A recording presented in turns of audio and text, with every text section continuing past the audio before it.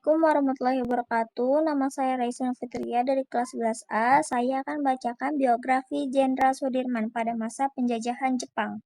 Pada masa pendudukan Jepang, Jenderal Sudirman memiliki peran penting dalam organisasi pembentukan Jepang, yaitu peta. Ia juga aktif dalam kegiatan sosial dan ekonomi untuk membantu rakyat. Setelah proklamasi kemerdekaan, Sudirman memimpin TKR dan dikenal rakyat karena perjuangannya melawan Belanda dan kepemimpinannya dalam Perang Gerilya. Jenderal Sudirman bergabung dengan Pembela Tanah Air yang dibentuk oleh Jepang pada tahun 1944. Ia mendapatkan pelantikan militer dan diangkat menjadi komandan batalion di Kroya, Jawa Tengah. Meskipun peta dibentuk oleh Jepang, organisasi ini menjadi wadah bagi pemuda Indonesia untuk belajar militer dan mempersiapkan diri untuk kemerdekaannya.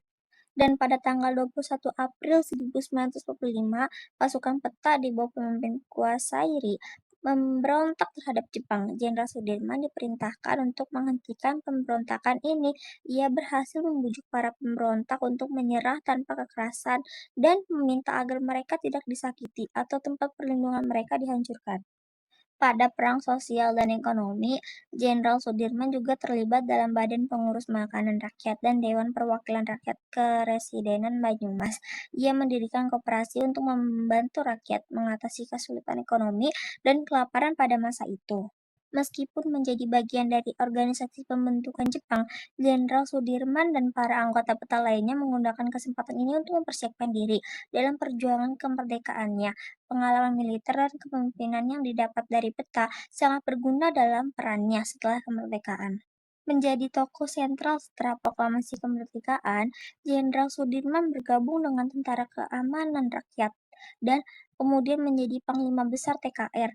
Ia dikenal karena perjuangannya yang gigih dalam perang kemerdekaan melawan Belanda, termasuk Perang Gerilya yang dipimpinnya. Jadi kesimpulannya adalah Jenderal Sudirman telah menunjukkan jiwa kepemimpinannya dan semangat juang yang tinggi pada masa pendudukan Jepang yang menjadi modal penting dalam perjuangan kemerdekaan Indonesia.